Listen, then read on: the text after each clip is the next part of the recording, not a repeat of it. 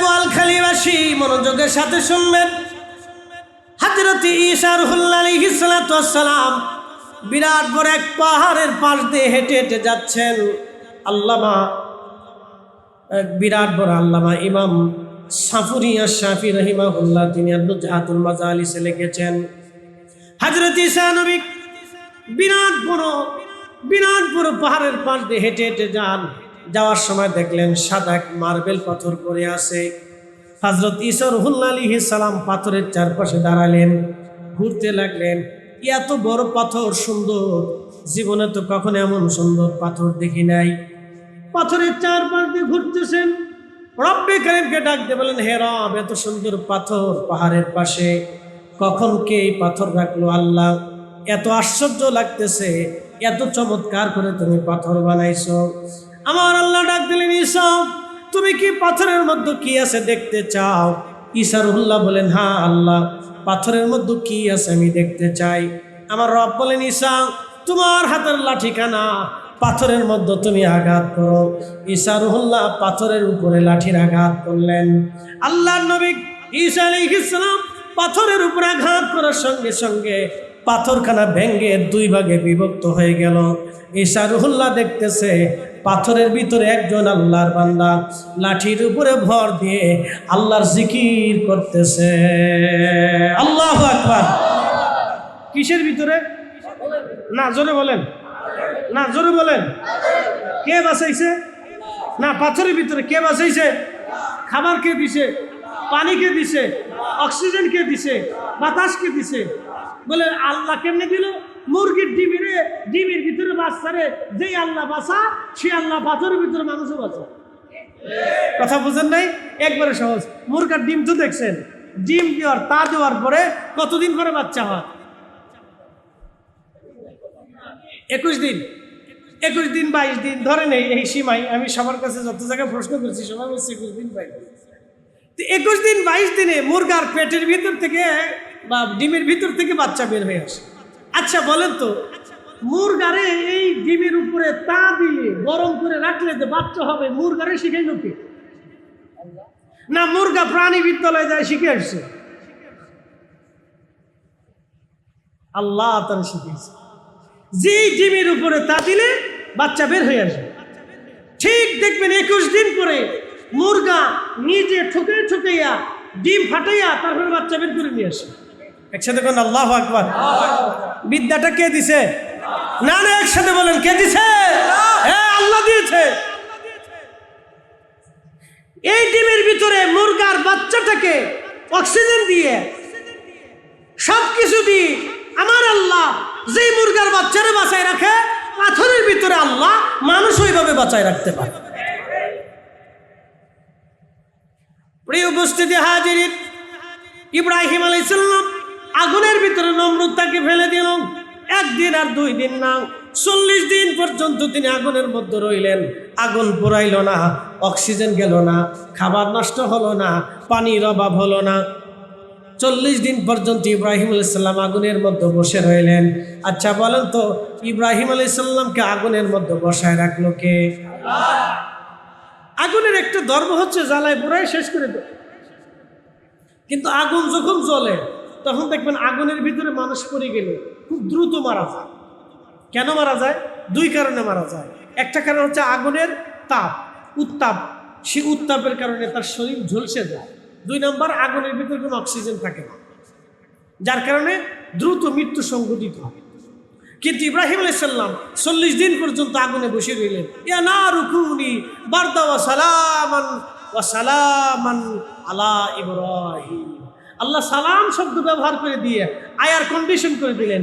এখন যেমন না শীত না গরম, ওই রকম ইব্রাহিম আলাইহিস সালামের আগুন এরকম আয়ার কন্ডিশন হয়ে গেল, না শীত না গরম।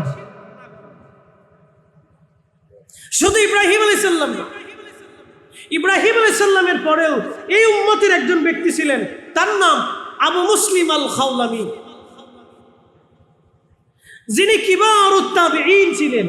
হযরত আবু বকর সিদ্দিক রাদিয়াল্লাহু আনহুর হাতে কালেমা পড়েছিলেন। তিনারেও কাফেররা আগুনের ভিতরে ফেলে দিয়েছিল। ঘটনাটা শোনাই আপনাদেরকে, তাহলে আরো একই আসবে। হযরত আবু বকর সিদ্দিক রাদিয়াল্লাহু আনহুর জামানাতে তিনি মিশর থেকে মদিনায় আসলেন। এসে দেখলেন আল্লাহর নবী দুনিয়াতে নাই। আফসোস করলেন যে আমি রসুল দেখার সৌভাগ্য আমার আর হলো না। তো তিনি হযরত আবু বকরের হাতে কালেমা পড়লেন, বায়াত নিলেন। আবু বকর সিদ্দিক বললেন, আপনি ইয়ামান দেশে কালেমার দাওয়াত দেওয়ার জন্য চলে যান। হযরত আবু মুসলিম আল খাওলামি ইয়ামান দেশে কালেমার দাওয়াত দেওয়ার জন্য চলে গেলেন। যাওয়ার পরে ইয়ামান দেশে ভণ্ড নবীর আবির্ভাব হলো, এদিকেও ভণ্ড নবীর আবির্ভাব হলো। হযরত আবু বকর সিদ্দিক রাদিয়াল্লাহু আনহু ভণ্ড নবীদেরকে দমনের জন্য বিরাট মুসলমানদের সেনাবাহিনী গঠন করে ভণ্ড নবী দমনের জন্য মুসলমানদেরকে পাঠিয়ে দিলেন। কিন্তু ইয়ামান দেশে সৈন্য পাঠানোর মতো কোনো সুযোগ হযরত আবু বকরের হয় নাই। ইয়ামানের ভণ্ড নবীর উদ্ভবটা মারাত্মক হয়ে গেল। আবু মুসলিম আল খাওলাবি রাহিমাহুল্লাহ তিনি তাদেরকে বুঝাইতে লাগলেন, নতুন মুসলমান যারা হয়েছিল তারা ভণ্ড নবীর খপ্পরে পড়ে ভণ্ড নবীর কাছে বায়াত নিয়ে তারাও বেঈমান হতে লাগলো। আবু মুসলিম আল খাওলাবি বহু চেষ্টা করতে লাগলেন, কিন্তু ভণ্ড নবীর লোকেরা আবু মুসলিমকে ধরে নিয়ে গেল। যুদ্ধ করার মতো অস্ত্রশস্ত্র আবু মুসলিম আল খাওলামির ছিল না। হযরত আবু মুসলিম আল খাওলামি রাহিমাহুল্লাহকে ভণ্ড নবীর লোকেরা ধরে নিয়ে গেল। ধরে নিয়ে যাওয়ার পরে বলল, আবু মুসলিম তুমি তোমার নবীর ধর্ম ছেড়ে দিয়া আমাদের নবী তুমি মেনে নাও। আবু মুসলিম বললেন, দেখ ভণ্ড নবীর লোকেরা জীবন চলে যাবে, আমি তোমাদের এই ভণ্ডকে মেনে নিতে পারবো না। আমার নবী শেষ নবী, আমার নবীর পরে আর কোনো নবী দুনিয়াতে নাই। লা নবিয়্যা ফাহুয়া কাফির, আমার রসুলের পরে আর কোনো রসুল নাই, আমার নবীর পরে আর কোনো নবী নাই। কেউ যদি নবুয়ত দাবি করে সে কাফের। কথা কোন ঠিক না বেঠে? কাদিয়ানীরা কাফের, জোরে বলেন কাদিয়ানীরা কাফের। আরো জোরে বলেন কাদিয়ানীরা কাফের। আরো জোরে বলেন কাদিয়ানীরা দলিলে না বিনা দলিলে? বিনা দলিলে কাফের। দলিল লাগতো না, বিনা দলিলে আল্লাহ, বিনা দলিলে কাদিয়ানীরা কাফের। কথা ঠিক কিনা? দেখ বৃষ্টি আসতেছে, মাশাআল্লাহ প্রচুর বৃষ্টি, সারাদিন বৃষ্টি, প্রচুর বৃষ্টি, চারপাশে প্রচুর বৃষ্টি। কিন্তু আপনারা মাহফিলে বসে রয়েছেন, এগুলি সাধারণত এই চট্টগ্রাম ছাড়া আর কোথাও দেখা যায় না। আপনি ঠিক বললেও ঠিক, না ঠিক বললেও ঠিক। আমি ফার্ম মারতেছি না, আর দুনিয়া তো আসাদুল মিনাল ফার্ম, দুনিয়া ফার্মের উপরে চলে। বলে হুজুর এটা কেমন কইলেন? বাড়ি যাইয়া যদি ফার্ম না মারেন তাহলে ভালো মন্দ খাইতে পারবেন না। আর যদি খালি বলেন যে মর্জিনার মা, এই আমি তো চট্টগ্রামে যাইয়া আব্দুল করিম সাহেবের বাড়ি গেছিলাম, যাইয়া করিম সাহেবের স্ত্রী খুব সুন্দর করে রান্না বান্না করছে, এই তোমার রান্না বান্নাটা বেশি মজা লাগে নাই, তখন দেখবেন যে কি জ্বালার জ্বালা, এই জ্বালার কোনো শেষ নাই। বিরাট বড় পেরা। এই জন্য দুনিয়া তো আসাদুল মিনাল ফার্ম, মাঝে মধ্যে ফার্ম মারতে হয়। ঘরের ভিত্তিতে একটু মাঝে মধ্যে ফার্ম দিবেন, যেই ফার্ম যদি বুঝতে না পারে বেশি মেরেন না, শেষে বুঝে ফেলবে। হালকা হালকা হালকা হালকা মারতে হয়, হালকা হালকা দিতে হয়, না দিলে জ্বালা আছে। প্রিয় উপস্থিতি মনোযোগ দিবেন। এই চট্টগ্রামে বৃষ্টিতেও মাহফিল হয়, তুফান হইলেও মাহফিল হয়। আমি 6 নম্বর সিগন্যালেও চট্টগ্রামে মাহফিল করছি। হুজুর ঝড় তুফান হচ্ছে অসুবিধা নাই, ওয়াজ হবে আর আমরা ওয়াজ শুনবো একসাথে করেন আল্লাহু আকবার। এমন এটা চট্টগ্রামে সম্ভব। 6 নম্বর সিগন্যাল চলতেছিল, ওই যে আগে কি যেন একটা তুফান হয়েছিল না বাংলাদেশে, হ্যাঁ রাঙ্গুনিয়াতে করছিলাম, এই পাশাপাশি তো এটা কি যেন একটা সিগন্যাল কয়েক 2 বছর আছে, আম্মার নাকি আনফান নাকি জায়গাকে ঘোরার দিন নাম সম্বন্ধে থাকে না। তো এই সময় 6 নম্বর সিগন্যালে পাবলিকটা হুজুর ওয়াজ হবে, অসুবিধা নেই, তুফানে ভাঙিয়ে দেখতে অসুবিধা নেই, আমরা ওয়াজ শুনবো, ওয়াজ হবে মাশাআল্লাহ। আমি বললাম এটি চট্টগ্রামেই সম্ভব। একসাথে বলেন আল্লাহু আকবার, না আরো জোরে বলেন আল্লাহু আকবার। সারাদিন বৃষ্টি, আমি চিন্তা করতেছিলাম যে বৃষ্টিতে মানুষ বসবে কোথায়। তা আবার জানি যে চট্টগ্রামে তুফান হোক আর বৃষ্টি হোক মাহফিল হবে, এটা আমি শিওর আছি যে মাহফিল যা হয় তুফান হোক আর বন্যা হোক মাহফিল হইব, একটা না একটা ব্যবস্থা এরা করবে। যাক আলহামদুলিল্লাহ, এটা আল্লাহর দয়া যে আল্লাহ আপনাদেরকে ইয়াকিন দিছে, বিশ্বাস দিছে। হয়তো এই বিশ্বাসের মধ্যে কোনো ঘাটতি নাই। বৃষ্টি হোক, আল্লাহ দিছে, আমরা পাইয়ে খুশি, আল্লাহ দিয়ে খুশি। বৃষ্টির দিনে বৃষ্টি না হইলে বুঝবেন যে দুর্ভিক্ষ হওয়ার সম্ভাবনা আছে। শীতকালে যদি শীত না আসে তাহলে বুঝবেন দুর্ভিক্ষ হওয়ার সম্ভাবনা আছে। বসন্তে যদি বসন্ত না আসে তাহলে বুঝবেন দুর্ভিক্ষ হওয়ার সম্ভাবনা আছে। বর্ষাকালে যদি বর্ষা না হয় তাহলে বুঝবেন দুর্ভিক্ষ হওয়ার সম্ভাবনা আছে। বাতাসের সিজনে যদি বাতাস না হয় তাহলে বুঝবেন দুর্ভিক্ষ হওয়ার সিজনের সম্ভাবনা আছে। ফসলের সময় যদি ফসল না হয় তাহলে বুঝবেন দুর্ভিক্ষ হওয়ার সম্ভাবনা আছে। এগুলো দুর্ভিক্ষর লক্ষণ, বিপদের লক্ষণ। বৃষ্টি যেহেতু হইতেছে তাহলে বুঝবো আল্লাহ রহমত পাঠাইতেছে, এটা আল্লাহ রহমত পাঠাইতেছে। এই জন্য আমরা বৃষ্টি পেয়ে খুশি, কোনো চিন্তা নেই। প্রিয় উপস্থিতি হাজিরিন, মূল আলোচনায় চলে যাই। হযরত আবু মুসলিম আল খাওলামি রাহমাতুল্লাহ আলাইহি, ভণ্ড নবীর লোকেরা বলল, তাহলে আমরা তোমাকে আগুনের মধ্যে পুড়িয়ে মেরে ফেলে দিব। আবু মুসলিম আল খাওলামি বললেন, হে ভণ্ড নবীর লোকেরা, তোমরা আগুন জ্বালাও, আমার আগুনের মধ্যে ফেলে দাও। আগুন যদি আমার পুরায় তাহলে আমার নবী মিথ্যা, আর আগুন যদি আমার না পুরায় তাহলে আমার নবী সত্য, তোমাদের ভণ্ড নবী মিথ্যা। চিৎকার মেরে বলেন না ইয়া রাসূলুল্লাহ। এই উম্মতের ইয়াকিন দেখেন, এই উম্মতের বিশ্বাস দেখেন, আপনি এই উম্মতের ইয়াকিন আপনি দেখেন, এই উম্মতের বিশ্বাস আপনি দেখেন। আবু মুসলিম আল খাওলামি বলতেছে, ভণ্ড নবীর লোকেরা, আগুন যদি আমার পুরায় তাহলে তোমরা শোনো, আমার নবী মিথ্যা, আর আগুন যদি আমাকে না পোড়ায় তাহলে তোমাদের নবী মিথ্যা। তোমরা যাকে নবী মনে করতেছো সে মিথ্যাবাদী। ভণ্ড নবীর লোকেরা আবু মুসলিমের হাত পা বেঁধে আগুনের মধ্যে ফেলে দিল। আগুন জ্বলে কিন্তু আবু মুসলিম জ্বলে না। একসাথে বলবেন না মারহাবা। উনি কিবারুত তাবিঈন ছিলেন, হযরত আবু বকরের জামানা। হযরত খুলাফায়ে রাশিদ, সিদ্দিক আকবর, আবু বকর রাদিয়াল্লাহু আনহুর জামানা চলতেছে। আবু মুসলিমকে আগুনের মধ্যে ফেলে দিল, আগুন জ্বলতেছে কিন্তু আবু মুসলিম জ্বলে না। আবু মুসলিমের একটা পশম পর্যন্ত পড়ল না, সে আগুনের ভিতর মারাও গেল না। দীর্ঘ সময় পর্যন্ত তিনি আগুনের মধ্যে পড়ে রইলেন। ভণ্ড নবী পালিয়ে চলে গেল।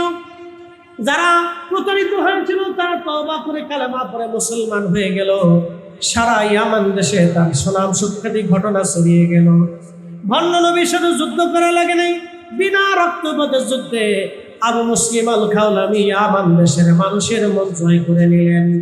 ইয়ামান, এই জন্য আল্লাহ রসুল বলতেন, আল ঈমান ফিল ইয়ামান, যদি তোমরা ঈমান দেখতে চাও তো ইয়ামানের দিকে তাকাও। ঈমান যদি দেখতে চাও ইয়ামানীদের দিকে তোমরা তাকাও। আল ঈমান ফিল ইয়ামান, ঈমান যদি দেখতে চাও ইয়ামানের দিকে তাকাও। প্রিয় উপস্থিতি, আমরা বাংলাদেশে ইসলাম পেয়েছি শাহজালাল ইয়ামানি মুজাররিদের কারণে, কথা ঠিক কিনা? শাহজালাল ইয়ামানি, ইয়ামানের সেই শাহজালাল মুজাররিদের কারণে আমরা ইসলাম এদেশে ব্যাপকভাবে প্রতিষ্ঠিত হয়েছে। যদিও আগে পরে অনেক পীর মাশেক আপনার ওলিয়া উলিয়া এসেছিলেন, কিন্তু তাদের সময়ে এত ব্যাপকভাবে প্রসারিত হয় নাই যেইভাবে 360 আউলিয়ার মাধ্যমে হয়েছে। প্রিয় উপস্থিতি, মনোযোগ দিবেন। হযরত আবু মুসলিম আল খাওলামি আগুন থেকে বের হয়ে আসলো, আগুন থেকে পোড়াইলো না, পড়লো না। তিনি এই উম্মতের ইব্রাহিম। হযরত ওমর রাদিয়াল্লাহু আনহু মদিনার রাস্তায় দাঁড়িয়ে থাকতেন। ইয়ামানের রাস্তা, যে রাস্তা দিয়ে মানুষ ইয়ামানের দিকে যাবে, মদিনায় প্রবেশের রাস্তায় হযরত ওমর রাদিয়াল্লাহু আনহু দাঁড়িয়ে থাকতেন। এই উম্মতের ইব্রাহিম আসবে, আবু মুসলিম আল খাওলামি আসবে, আমি তার সাথে মুআনাকা করব, মুসাফা করব, আমি তার সাথে কোলাকুলি করব, সাদর সম্বোধন দিব, আহলান সাহলান দিব। আবু মুসলিম আল খাওলামি রাহিমাহুল্লাহ, তিনি হযরতে ওমর রাদিয়াল্লাহু আনহু দাঁড়িয়ে আছেন। দীর্ঘদিন পরে মদিনার মধ্যে তিনি প্রবেশ করলেন। হযরত ওমর রাদিয়াল্লাহু আনহু তাকে জড়িয়ে ধরলেন, আদর করলেন, চুমা খাইলেন, আর বললেন, হে আবু মুসলিম আল খাওলামি, আপনাকে দেখার জন্য আমি ওমর দীর্ঘদিন মদিনার রাস্তায় দাঁড়িয়েছিলাম। একবার জোরে বলা যাবে কি মারহাবা? আল্লাহুম্মা সাল্লি আলা সাইয়্যিদিনা মাওলানা মুহাম্মদ ওয়া আলা আলি সাইয়্যিদিনা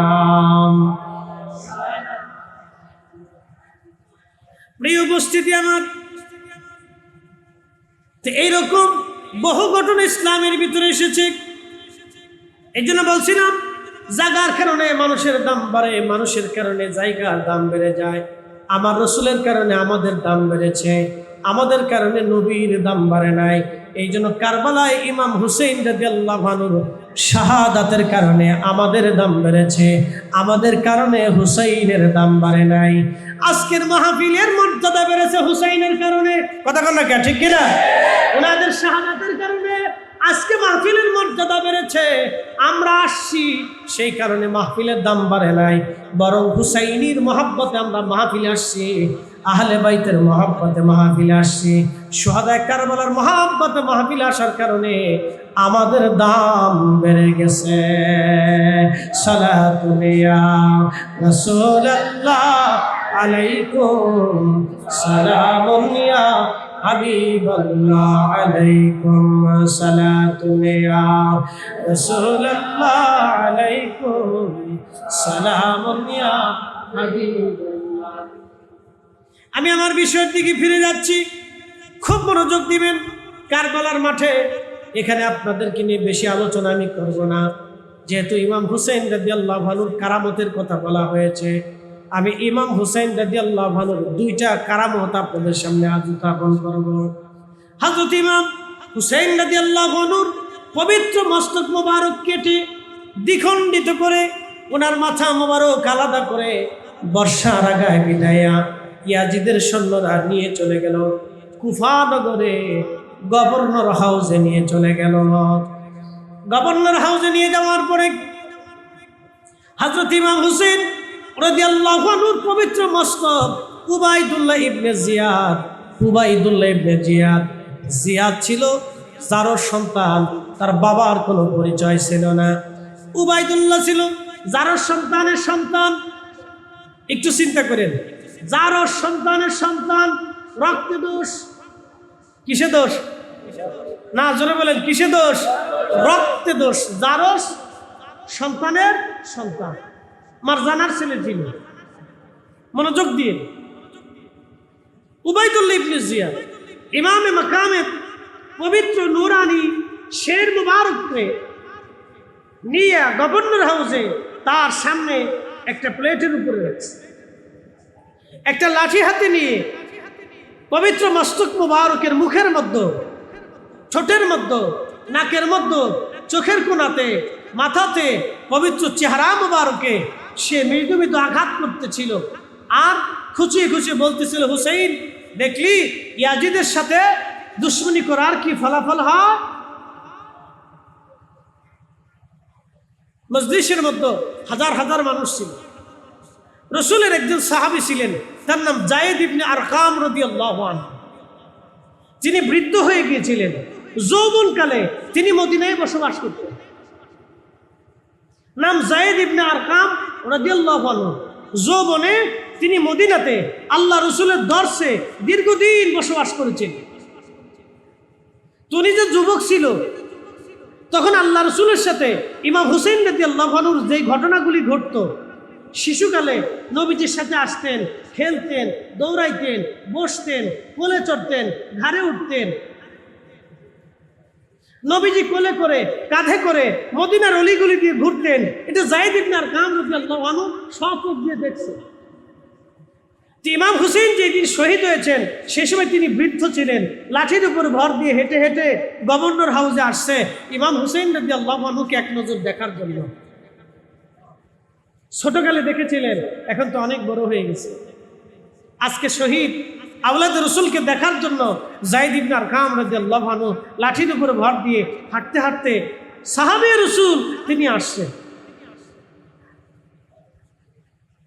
আল্লাহ রসুলের সাহাবী ভাবতেছেন কি, সাহাবী তার মানে জান্নাতি মানুষ। কি কথা কর না, কি মানুষ? না, জোরে বলেন, না, জোরে বলেন, জান্নাতি, কোনো সন্দেহ নাই। সাহাবী জান্নাতি, জোরে বলেন, সাহাবী জান্নাতি, জোরে বলেন, সাহাবী জান্নাতি। হার সাহাবী জান্নাতি, সব সাহাবী জান্নাতি। রাদিয়াল্লাহু আনহুম ওয়া রাদু আন, আল্লাহ বলেন আমি তাদের উপর রাজি, তারা আমার উপর রাজি। যালিকা লিমান খাশিয়া রাব্বা, এজন্যই রাজি তারা আমি আল্লাহকে ভয় করতে। যায়েদ ইবনে আরকাম রাদিয়াল্লাহু আনহু তিনি লাঠির উপরে ভর্তি।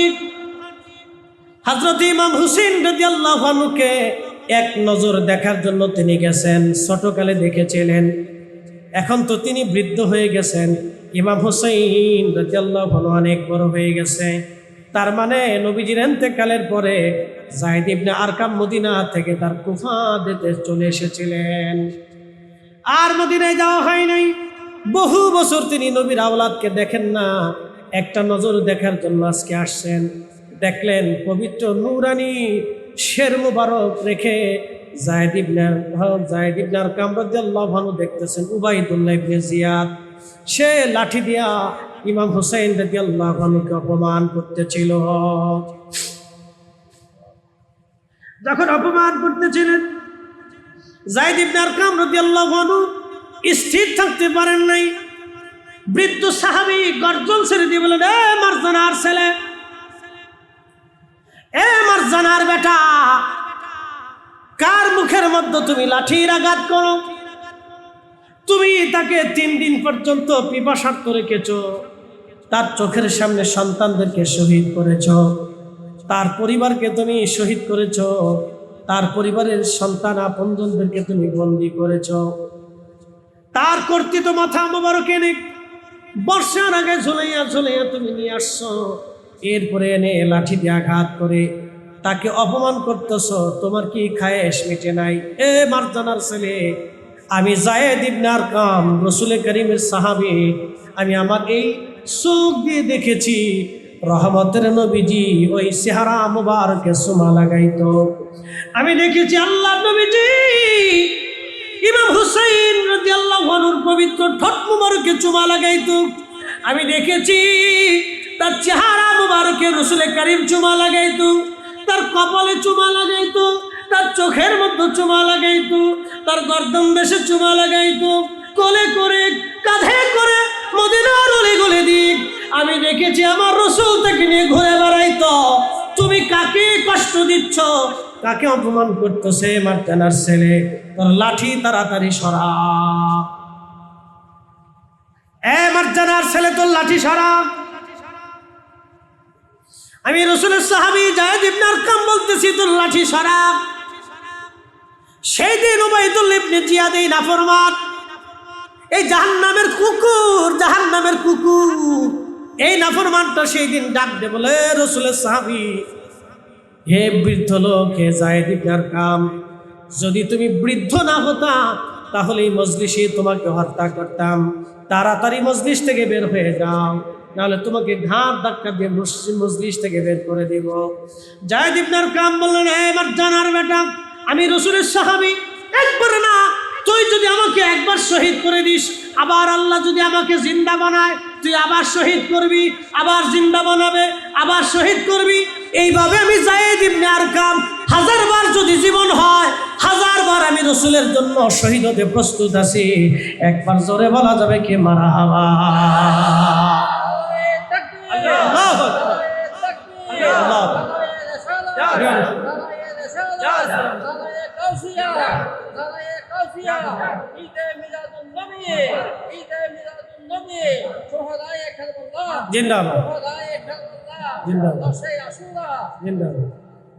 জাগো সুন্নি মুসলমান, শোনো সুন্নি মুসলমান, ময়দানেতে প্রমাণ হবে, ময়দানেতে প্রমাণ হবে, আসেনি ঈমান, তোমার আসেনি ঈমান।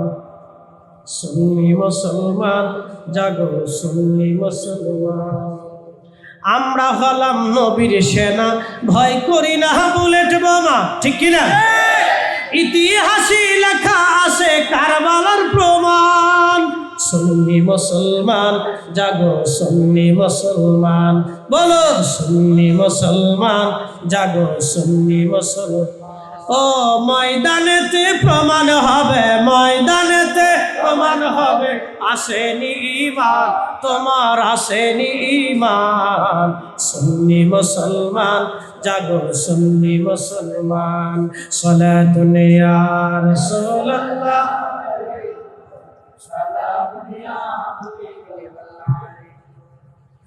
প্রিয় বোয়ালখালীবাসী মনোযোগ দিবেন।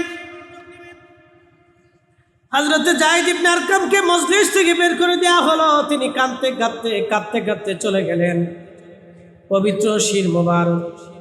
আহা, বর্ষার আগায় তারা ঝুলায় রাখলো।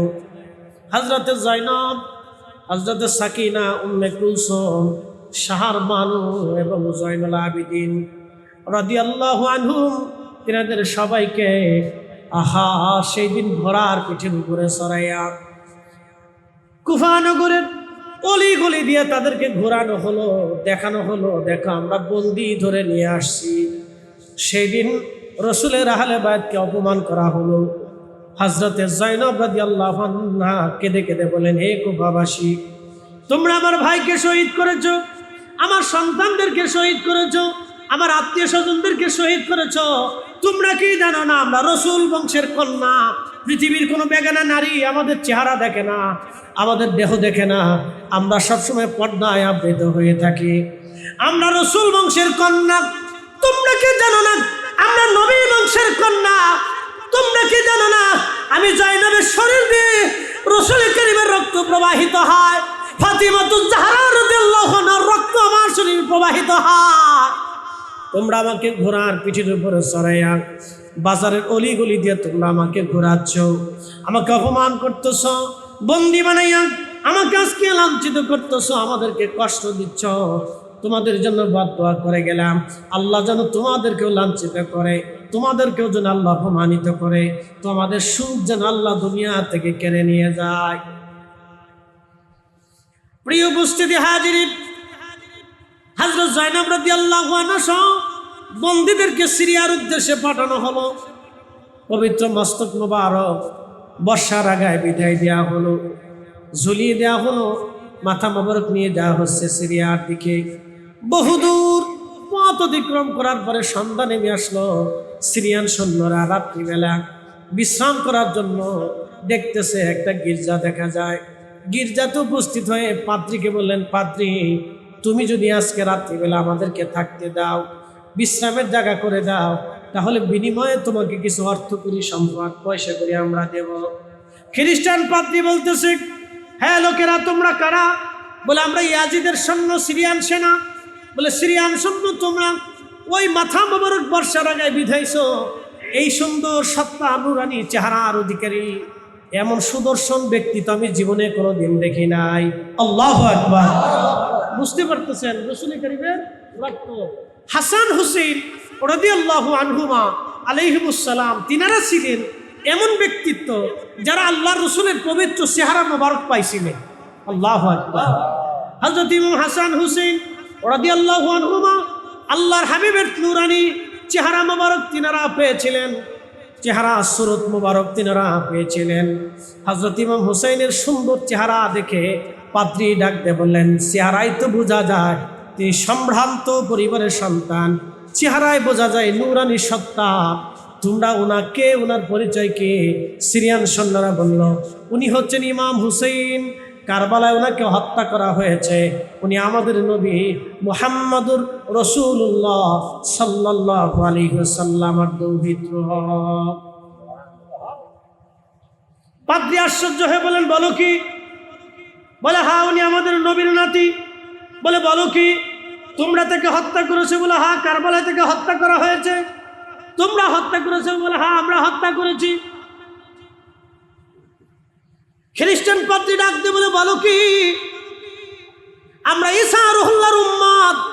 ঈসা নবী যে জুতা পরে মাটির মধ্যে পাড়া দিয়েছে, সেই জুতার ধুলা করেও যদি আমরা পাইতাম, আমরা খ্রিস্টানেরা সেটা যত্ন করে কলিজা ভরে রেখে দিয়ে আদর করে সম্মানের সাথে রেখে দিতাম। এটা আমাদের নবীর পা মোবারকের জুতার সাথে লেগে থাকা ধুলি। আর তোমরা তোমাদের নবীর দৌহিত্র কলিজার টুকরাকে তোমরা হত্যা করেছো। পাদ্রী বলতেছে, তোমরা করছো কি? তোমরা বলো কি? তোমরা তাকে হত্যাও করছো। আবার হত্যা করার পরে তার পবিত্র মস্তক মুবারক বর্ষার আগায় বিধাইয়া তোমরা আবার আনন্দ করতে করতে নিয়ে চলে যাচ্ছ, তাহলে তোমরা মানুষ কি করে হও? তোমরা তো আসলে মানুষই না, মুসলমান তো আরো পরের কথা। তাহলে তো তোমরা নিকৃষ্ট মানুষ, তোমরা তো নিকৃষ্ট লোক। এই মহিলারা কারা? যাদের চেহারায় খুব ক্লান্তির ছাপ, দুর্বলতা, অসহায়ত্ব দেখা যাচ্ছে, ক্রন্দনরত। এরা কারা? বলে এরা আমার রসুল পরিবারের কন্যা সন্তান, আওলাদ, তারা রসুল পরিবারের ব্যক্তিত্ব। তারা বলতেছে, বলো কি তোমরা তাদেরকে এইভাবে বন্দি করে ধরে নিয়ে যাচ্ছ? তাহলে তোমরা কি করে মানুষ হও? তোমরা তো পৃথিবীর নিকৃষ্ট মানুষ, পৃথিবীর নিকৃষ্ট জীব, তোমরা করছো কি? তখন এই পাদ্রী ডাক দিয়ে বলল, হে সিরিয়ান সৈন্যরা, তোমাদেরকে রাত্রিবেলা আমি থাকতে দেব, তোমাদের কাছ থেকে কোনো বিনিময় নেব না। আমার এই গির্জার ভিতরে গুপ্তধন লুকিয়ে রেখেছি, 10,000 স্বর্ণ মুদ্রা আছে। 10,000 স্বর্ণ মুদ্রা। একটা স্বর্ণ মুদ্রা বর্তমানে 1 ভরি করেও যদি ধরেন তাহলে 1,70,000 টাকা। কথা বুঝুন না মনে হয়? আবার বুঝি, বর্তমানে স্বর্ণের দাম ভরি কত? 1,40,000 নি না, স্বর্ণ কিনেন না মনে হয় বহুদিন, নাহলে বিয়ে থা করেন নাই, ইদানিং বিয়ে শাদী করেন নাই। 1,60,70 হবে, জানেন না খবর? হ্যাঁ, 1,72,000। ওই তো বললাম না, 1,60,70 কম না, উঠানামা করে ধরেন 60-70, 1,70,000 ধরেন। ঠিক একটা স্বর্ণ মুদ্রা 1,70,000 বর্তমান দাম। এরকম 10,000 স্বর্ণ মুদ্রা আছে, আমি তোমাদেরকে দিয়ে দেব, কিন্তু বিনিময়ে ওই পবিত্র সত্তা মাথা মোবারক আজকের রাতে আমি খেদমত করব, আর রসুল পরিবারের যারা আছে তাদেরকে আজকের রাতে আমি মেহমানদারি করব। একসাথে বলবেন আল্লাহু আকবার। হ্যাঁ, এটার নাম এশ, এটাই প্রেম। এটার নাম কি? প্রেম। প্রেম কি দলিল দেওয়া হয়? কথা কন না, প্রেম কি দলিল দেওয়া হয়? প্রেম দলিল দেওয়া হয় না। আমি ফরিদি সাহেব বহু দলিল দিব, দলিল দেওয়ার পরে নজদি বলবে হ্যাঁ দলিল হয়েছি এখন মানবো, এটা সাথে না। যে মানে সে বিনা দলিলে মানে, যে ভালোবাসে সে বিনা দলিলে ভালোবাসে। কথা কন না, ঠিক কিনা? ভালোবাসার জন্য দলিল লাগে না, দলিলের প্রয়োজন হয় না, এটা হৃদয়ের ভিতর থেকে অটোমেটিক আছে। আল্লাহ যারে কবুল করে তাকে দিয়ে রসুল ভালোবাসায়। কথা ঠিক কিনা? কে কবুল করে? আল্লাহ। আল্লাহ, এটা নসিব লাগে, নসিব নসিব নসিব, কপাল লাগে, কপাল। সবার নসিব হয় না। প্রিয় উপস্থিতি হাজিরিন, এই জন্য আল্লামা ইকবাল কবিতার ছন্দের মধ্যে তিনি লেখেন, রুহে ইমা জানে দিন হাসতে হব্বে রহমাতুল লিল আলামিন। আল্লামা ডক্টর ইকবালের ভাষ্য অনুযায়ী কাজী নজরুল খুবই চমৎকার করে তিনি কবিতার ছন্দের মধ্যে লিখে দিলেন, তৌহিদেরই মুর্শিদ আমার মুহাম্মাদের নাম, মুর্শিদ মুহাম্মাদের নাম, ওই নাম জপলেই বুঝতেই পারি, ওই নাম জপলেই বুঝতেই পারি খুদারি কালাম, মুর্শিদ মুহাম্মাদের নাম, তৌহিদেরই মুর্শিদ আমার মুহাম্মাদের নাম, মুর্শিদ মুহাম্মাদের নাম। সালাতুন ইয়া রাসূলুল্লাহ আলাইকুম, সালামুন ইয়া হাবিব। বোয়ালখালীবাসী মনোযোগ দিবেন। পাদ্রী এই প্রস্তাব দেওয়ার পরে সিরিয়ান সৈন্যরা চিন্তা করলো, হায় হায়, এত স্বর্ণ মুদ্রা পেয়ে যাব, না চাইতেই পেয়ে গেলাম, না চাইতেই ভাগ্য খুলে গেল। ওরা তো দুনিয়া চাইছে, এই জন্য দুনিয়া পাইছে, আর পাদ্রী দুনিয়ার বিনিময়ে নবী কিনে নিছে। ঠিক কিনা? দুনিয়ার বিনিময়ে এশকে রসুল কিনে নিল। সিরিয়ান সৈন্যরা বর্ষা থেকে পবিত্র মস্তক পাদ্রীর হাতে দিয়ে দিলেন। ওই খ্রিস্টান পাদ্রী পবিত্র মাথা মোবারক নিয়ে গেলেন। হযরত জয়নবের পাশে দাঁড়িয়ে তিনি বিনয়ের সাথে বললেন, হে রসুল পরিবারের কন্যা সন্তান, দেখেন আমিও যদি একজন খ্রিস্টান, তারপরও আপনার নানা আজিকে আমি মহাব্বত করি। আমি যদি একজন খ্রিস্টান, কিন্তু আপনার নানাকে মহাব্বত করি, সম্মান করি, শ্রদ্ধা করি। আপনার রসুল পরিবারের সন্তান, আজকের রাতটা আপনাদেরকে মেহমানদারি করব। আমি বুঝতে পেরেছি আপনারা ভাই হারায়া, সন্তান হারায়া, বড় বেদনা বেধর হয়ে, কলিজার টুকরাদেরকে হারিয়ে আপনারা ক্লান্ত, শ্রান্ত, শোকার্ত। আমি জানি আপনাদের এই সুখ আমি নিবারণ করতে পারবো না, আপনাদের দুঃখ আমি মিটাই দিতে পারবো না, কিন্তু আমি একজন সেবক, আমি একজন খাদেম, আপনাদের আজকে রাতটা খেদমত করব, মেহমানদারি করব। আমার যদি ত্রুটি হয় আপনারা মাফ করে দিবেন, ক্ষমা করে দিবেন, আর আমার জন্য দোয়া করবেন।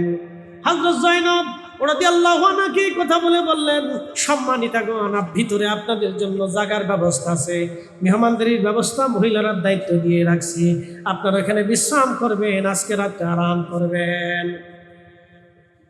হযরত জয়নব তার জন্য দোয়া করলেন। পাদ্রী পবিত্র মস্তক মোবারক নিয়ে চলে গেলেন নিজের রুমের ভিতরে। চিন্তা করলেন আজকেই সুযোগ, আল্লাহু আকবার, আজকেই সুযোগ, এই সুযোগের হাতছাড়া করা যাবে না। 10,000 স্বর্ণ মুদ্রা দিয়া এই সুযোগ আমি কিনে নিয়েছি, এই সুযোগ আর জীবনে কোনোদিন আসবে না। পবিত্র মাথা মোবারক নিয়ে যাইয়া তেনার একটা স্বর্ণের বাসন ছিল, প্লেট ছিল, স্বর্ণের এই বাসনের উপরে পবিত্র মাথা মোবারক রাখলো। এরপরে তিনি মশক ভরে স্বচ্ছ পানি আনলেন, পরিষ্কার পবিত্র পানিগুলি এনে ইমাম হুসেন রাদিয়াল্লাহু আনহুর মাথা মোবারকে পানি ঢেলে ঢেলে রক্ত ধুলাবাড়িগুলি পরিষ্কার করে দিতে লাগলেন। দাড়ি মোবারক, রক্ত মোবারকগুলি পরিষ্কার করে করে দিতে লাগলেন। আর ঠিক এমন সময় তিনি মনের অজান্তে চোখের পানি ছেড়ে দিয়ে কেঁদে দিলেন। আল্লাহু আকবার। দিল কেঁদে উঠল, চোখের পানি বেয়ে বেয়ে পড়তে লাগলো। ঠিক তখনই তিনি দেখলেন পবিত্র চেহারা মোবারক থেকে, হুসাইন রাদিয়াল্লাহু আনহুর পবিত্র চেহারা মোবারক থেকে আসমান বরাবর একটা নূর, নূর, নূরে মুহাম্মাদি, আল্লাহু আকবার বলে, নূরে মুহাম্মাদি সাল্লাল্লাহু আলাইহি সাল্লাম, পবিত্র নূর আসমান বরাবর চলে গেছে। আর ঠিক তখনই পাদ্রী জবান খুলে গেল, লা ইলাহা ইল্লাল্লাহু মুহাম্মাদুর রাসূলুল্লাহ, ইয়া রাসূলুল্লাহ, ইয়া হাবিবাল্লাহ, ইয়া রাসূলুল্লাহ।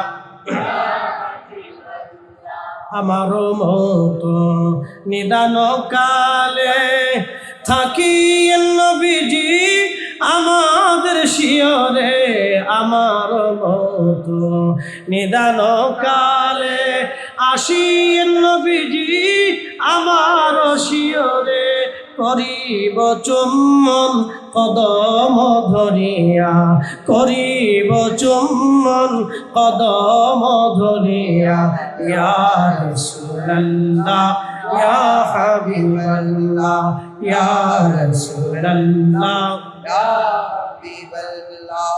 মাতা পিতা যাহাদের অন্ধকার কবরে, দেখি নবীজি মায়াবী নজরে, মাতা পিতা যাহাদের অন্ধকার কবরে, দেখি নবীজি মায়াবী নজরে, তরায়া লইও হাসর মাজারে, তরায়া লইও হাসর মাজারে, ইয়া রাসূলুল্লাহ, ইয়া হাবিবাল্লাহ, ইয়া রাসূলুল্লাহ, ইয়া হাবিবাল্লাহ, সালাতুন ইয়া রাসূলুল্লাহ।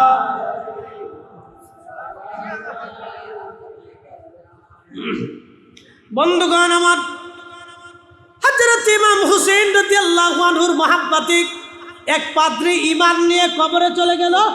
একসাথে বলবেন আল্লাহু আকবার। আর বাকিরা বেঈমান হয়ে কবরে চলে গেল। একদল জাহান্নাম কিনে নিল, আর একজন খ্রিস্টান মহাব্বত দিয়ে, ভালোবাসা দিয়ে জান্নাত কিনে নিল। একসাথে বলবেন না মারহাবা। সিরিয়ান সৈন্যরা চলে গেল সিরিয়াতে, ইয়াজিদের রাজ দরবারে উপস্থিত হয়ে গেল। পবিত্র মাথা মোবারক নিয়ে, পবিত্র মস্তক মোবারক নিয়ে চলে গেল। হযরত জয়নব রাদিয়াল্লাহু আনহাকে নিয়ে ভিতরে নিয়ে যাওয়া হলো। সিরিয়াতে ইয়াজিদের রাজ দরবারে তাদেরকে কারাগারের মতো আসামিদের মতো দাঁড় করায় রাখা হলো। আহা, সে সময় হযরত জয়নব রাদিয়াল্লাহু আনহা দাঁড়িয়ে আছেন। হযরত জয়নুল আবেদিন দাঁড়ানো। জয়নুল আবেদিনকে জেলখানার মধ্যে দিয়ে দেওয়া হলো। জয়নুল আবেদিন রাদিয়াল্লাহু আনহু জেলখানার মধ্যে তিনি বসে বসে কাঁদেন। ইয়া রাহমাতাল লিল আলামিন আদরিকলি জয়নুল আবেদিনা মাহবুসু আইদিল জালিমিন ইলমার কবি ওয়াল মাজদাহাবি ইয়া রাহমাতাল লিল আলামিন। জয়নুল আবেদিন রাদিয়াল্লাহু আনহু ইয়াজিদের জেলখানার মধ্যে বসে বসে মদিনার দিকে তাকায় তিনি কাঁদে আর বলে, ইয়া রাহমাতাল লিল আলামিন, আপনার জয়নুল আবেদিন জালিমের জেলখানার মধ্যে আজকে বন্দী হয়ে আছে। ইয়া রাহমাতাল লিল আলামিন,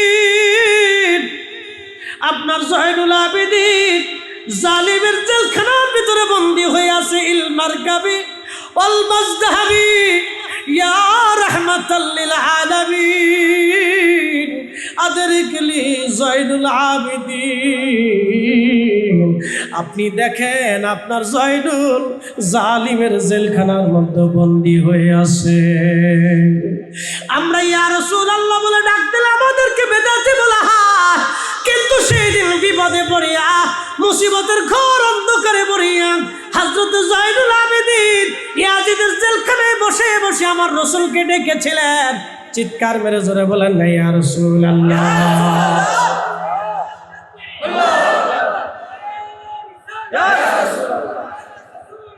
ইয়া রাসূলুল্লাহ জিন্দাবাদ। বন্ধু আমার, হযরতে জয়নুল আবেদিন জেলখানায় বন্দী, আর ইয়াজিদ এবার হুকুম দিল পবিত্র মাথা মোবারক বর্ষার আগায় ঝুলাইয়া সিরিয়ার দামেস্কের অলি গলি দিয়া তোমরা প্রদর্শন করো, সিরিয়ার অলি গলি দিয়া তোমরা ঘোরাও। সিরিয়ার দামেস্কের অলি গলি দিয়ে তোমরা পবিত্র মাথা বর্ষার আগে ঝুলাইয়া তোমরা প্রদর্শন করো, তোমরা দেখাও। আহা, ইমাম হোসেন রাদিয়াল্লাহু আনহু পবিত্র মাথা মোবারক বর্ষার আগে ঝুলাইয়া পবিত্র মাথা মোবারক বহন করে নিয়ে সিরিয়ার দামেস্কের অলি গলি দিয়ে ঘোরানো হচ্ছে, হেঁটে হেঁটে যাওয়া হচ্ছে। হাজার হাজার সিরিয়ার মানুষ, হাজার হাজার সিরিয়ার মানুষেরা, হাজার হাজার সিরিয়ার মুসলমানেরা রাস্তার পাশে দাঁড়ায় দাঁড়ায় ডুকরিয়ে ডুকরিয়ে তারা কান্না করতেছিলেন, কেঁদে কেঁদে কাঁদতেছিলেন সিরিয়ানরা। ডুকরিয়ে ডুকরিয়ে তিনারা কান্না করতেছিলেন, সিরিয়ানরা কান্না করতেছিলেন। এমন সময় একজন ইমাম হোসেন রাদিয়াল্লাহু আনহুর পবিত্র মাথা মুবারকের পাশে দাঁড়ায়া কোরআনের আয়াত তেলাওয়াত করলেন, আম্মা হাসিবাতা আন্না আসহাবাল কাহফি ওয়ার রাকিবি কানু আয়াতিনা। একবার জোরে বলা যাবে কি মারহাবা। আয়াতিনা আযাবা। আসহাবে কাহফ ও রকিব আলাদের নিদর্শন কতই না আশ্চর্য নিদর্শন। আসহাবুল কাহফি ওয়ার রাকিবি কানু মিন আয়াতিনা আযাবা, কতই না আশ্চর্য নিদর্শন আসহাবে কাহফের নিদর্শন। আহা, সেই সময় হযরত ইমাম, অ্যাটেনশন, একসাথে বলেন আল্লাহু আকবার, বলেন ইয়া রাসূলুল্লাহ। সেই সময় ইমাম হুসেন রাদিয়াল্লাহু আনহুর জবান খুলে গেল। না না, আস্তে আস্তে, জোরে বলেন, জোরে জোরে জোরে। শহীদরা কি মরে? জোরে বলেন, মরে। ওয়ালা তাকুলু লিমান ইউকতালু ফি সাবিলিল্লাহি আমওয়াত, তোমরা বলিও না, ওয়ালা তাকুলু, তোমরা বলিও না, লিমান ইউকতালু, যারা মৃত্যুবরণ করে, ফি সাবিলিল্লাহ, আল্লাহর রাস্তায়, আমওয়াত, মরা বলিও না, আমওয়াত, মরা বলিও না। একসাথে কর আল্লাহু আকবার। বাল আহইয়াউ ওয়ালাকিন লা তাশউরুন, বরং তারা জিন্দা, তোমরা বুঝতে পারো না। জিন্দা, একসাথে বলেন কি? জোরে বলেন কি?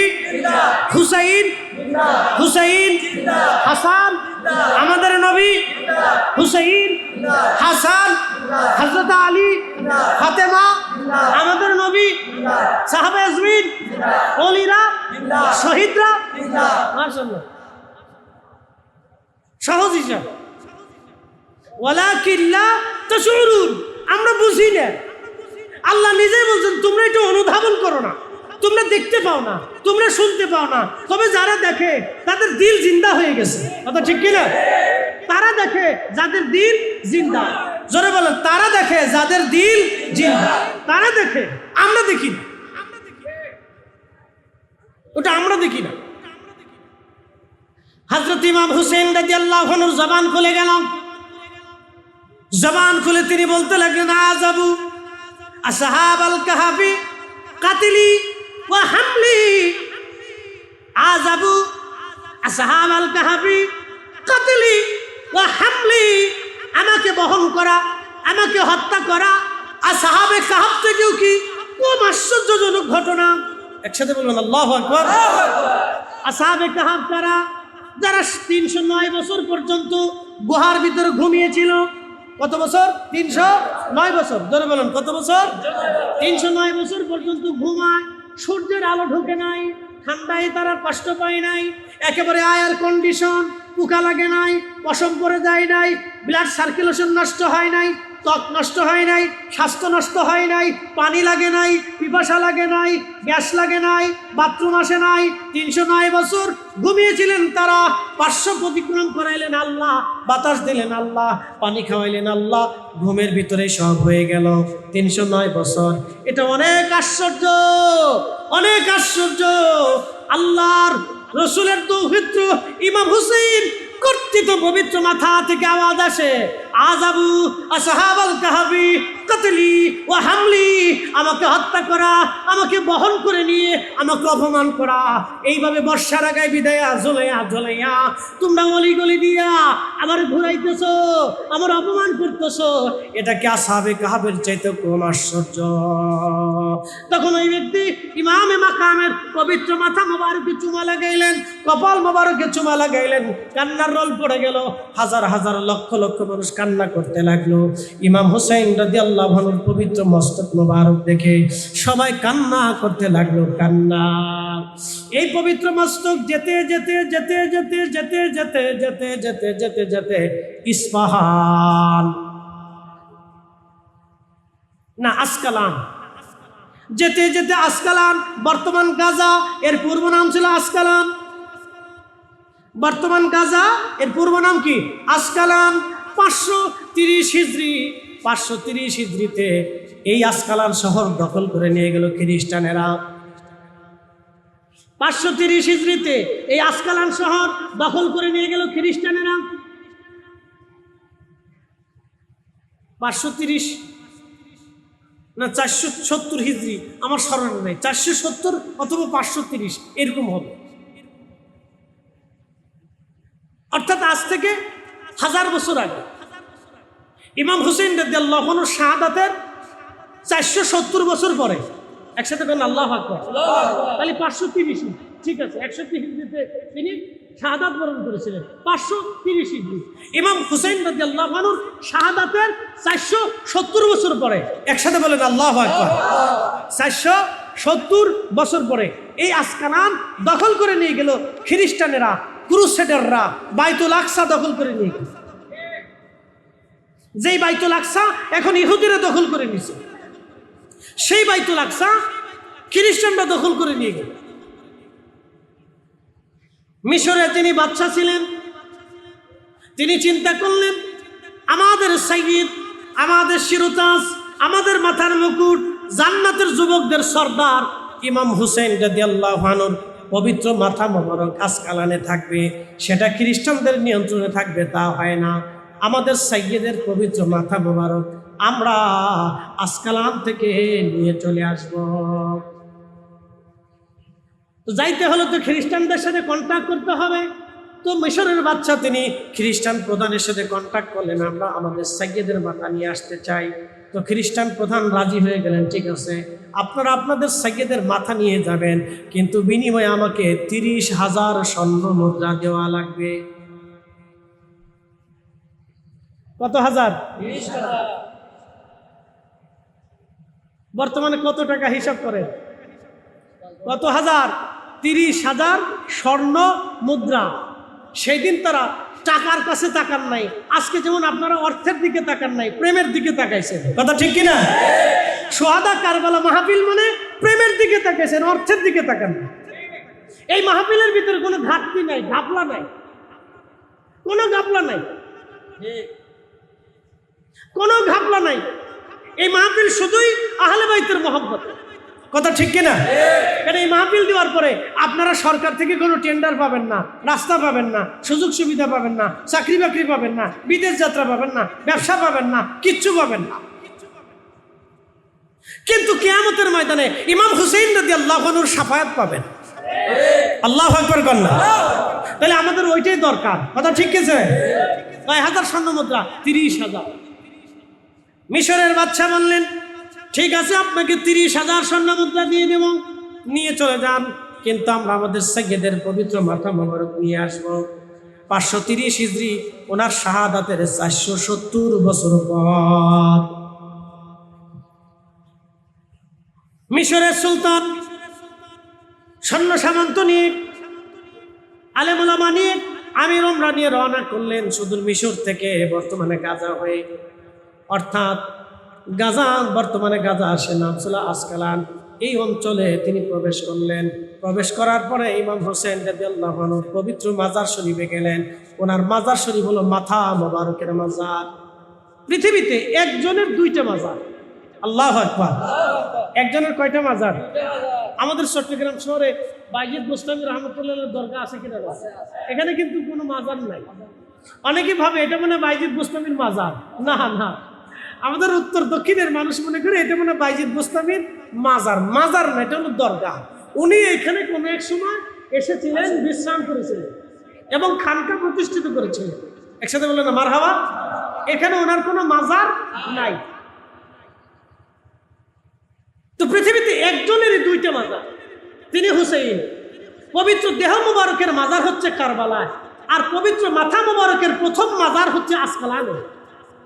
সেই মাথা মুবারক আনার জন্য মিশরের গভর্নর, বাদশাহ, সুলতান, তিনি সৈন্য সামন্ত নিয়ে, লস্কর নিয়ে, আমির উমরা, উলামা ইকরাম নিয়ে চলে গেলেন। যাওয়ার পরে হযরত ইমাম হুসাইন রাদিয়াল্লাহু আনহুর পবিত্র মস্তক মুবারকের মাজার শরীফের উপর থেকে মাটি সরাইলেন। মাটি সরাইয়া পবিত্র মস্তক মুবারক বের করে নিয়ে আসলেন। দেখা গেল 470 বছর আগে যেইভাবে দাফন করা হয়েছিল, 470 বছর পরে ওনার পবিত্র মাথা মুবারক, ওনার পবিত্র চেহারা মুবারক, পবিত্র জুলফি মুবারক, পবিত্র দাড়ি মুবারক, পবিত্র চুল মুবারক তখনও যেমন 470 বছর আগে যেমন, 470 বছর পরেও তেমন। 470 বছর পরেও ওনার কর্তৃত পবিত্র গলা মোবারক থেকে রক্ত ঝরিয়ে ঝরিয়ে, টোপে টোপে, ফোটায় ফোটায় পড়তেছিল। একবার জোরে বলা যাবে কি আল্লাহু আকবার? আরো জোরে বলেন ইয়া রাসূলুল্লাহ। ইমাম হোসেন যদি 470 বছর পরে ওনার মাজারে অক্ষত পাওয়া যায়, তাহলে বলেন আমাদের নবী আছে না নাই? কাজ্জাবদের কাছে নাই, কিন্তু ইমানদারদের কাছে আছে। পবিত্র মস্তক উঠানো হলো, কিন্তু সুগন্ধি, মারহাবা কর, সারা আঞ্চলিক জান্নাতি সুগন্ধি দিয়ে ভরে গেল। ইমামে মাকাম পবিত্র মাথা মুবারকের ভিতর থেকে এত পরিমাণে সুগন্ধি আসতে লাগলো, বেহেশতের ঘ্রাণ আসতে লাগলো, বেহেশতের জান্নাতের খুশবু আসতে লাগলো।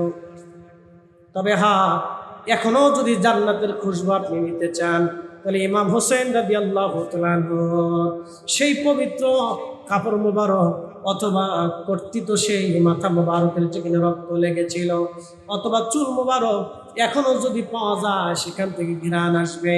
তবে হ্যাঁ, আমি গত বছর উহুদে ঘ্রাণ পেয়েছিলাম। বলে কেমন?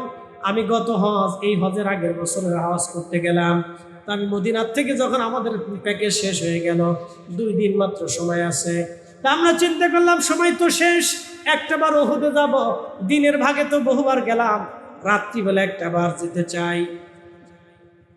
রাত্রিবেলা আমরা ওহুদে গেলাম। রাত্রিবেলা ওহুদে যাওয়ার পরে আমরা রাত্রিবেলা ওহুদে গেলাম, যেখানে আল্লাহর নবী বিশ্রাম করেছিলেন, যে ওহুদের ফাঁকা জায়গায়।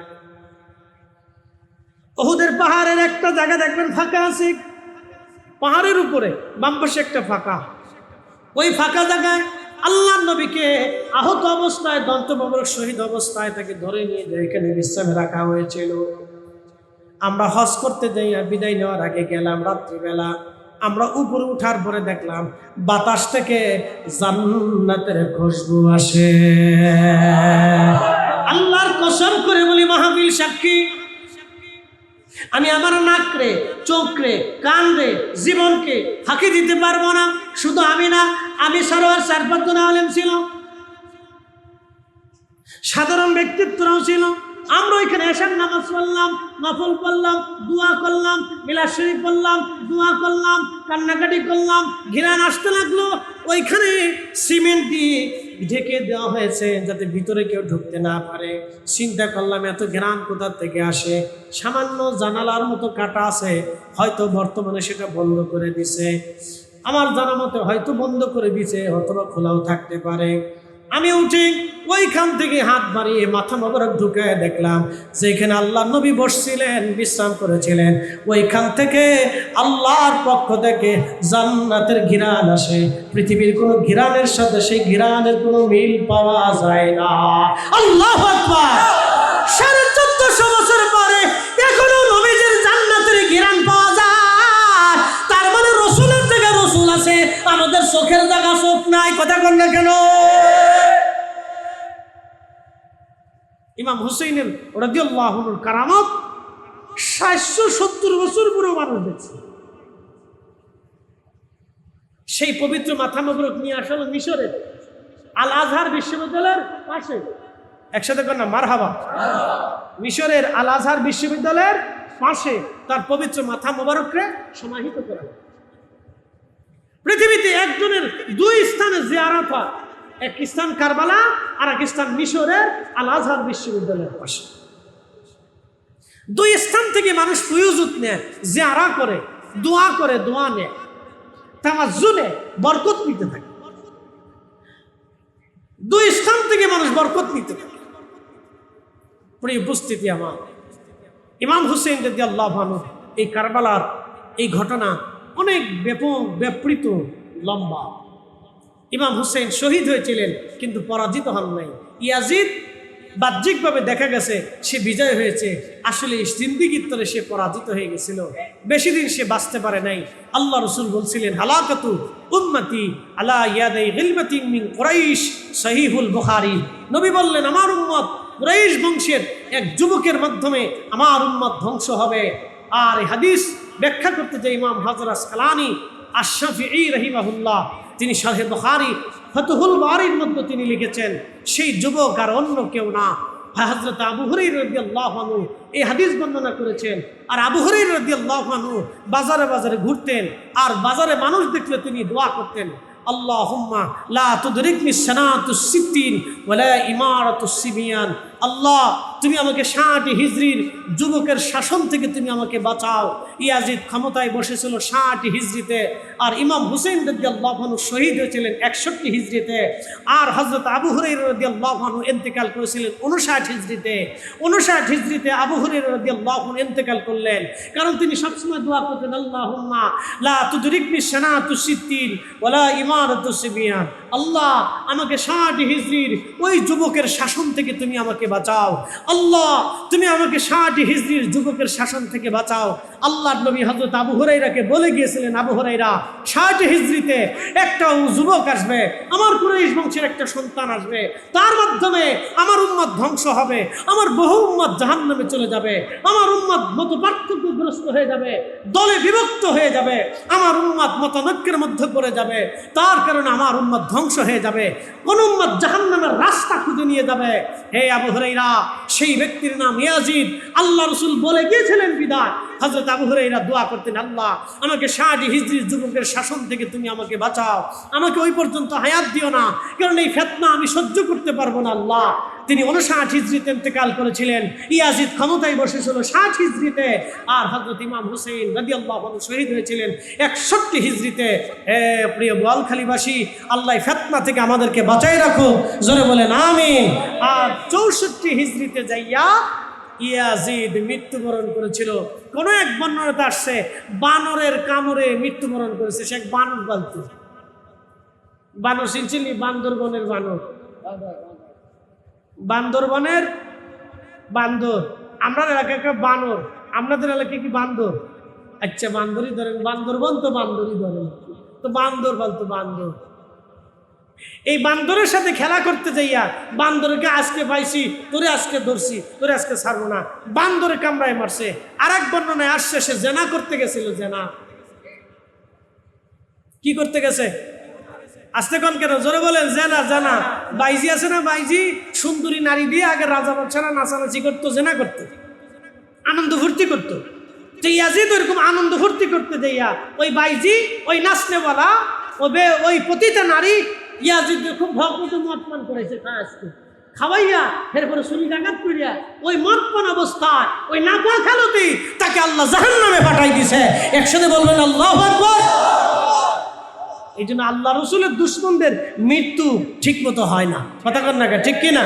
তাদের মৃত্যু ঠিক মতো হয় না, তাদের অপমৃত্যু হয়, জাহান্নামের মৃত্যু হয়। সে জেনা করিয়া নাপাক অবস্থায় মদ পান করিয়া তারপরে মারা গেছে, অথবা বান্দরে তার পিটিয়ে মারছে। যে অবস্থায় মানুষ, দুটোটাই মৃত্যু তার ইমানের সাথে হয় নাই, বেঈমানের সাথে হয়েছে। আল্লাহ পাক এই সমস্ত ফিতনা থেকে আমাদেরকে বাঁচাই রাখো, সকলে বলেন আমিন। আহলে সুন্নাত ওয়াল জামাত এটাই একমাত্র নাজাতের রাস্তা, এছাড়া আর কোনো রাস্তা আমাদের নাই। আহলে সুন্নাত ওয়াল জামাত ছাড়া নাজাতের আর কোনো রাস্তা নাই।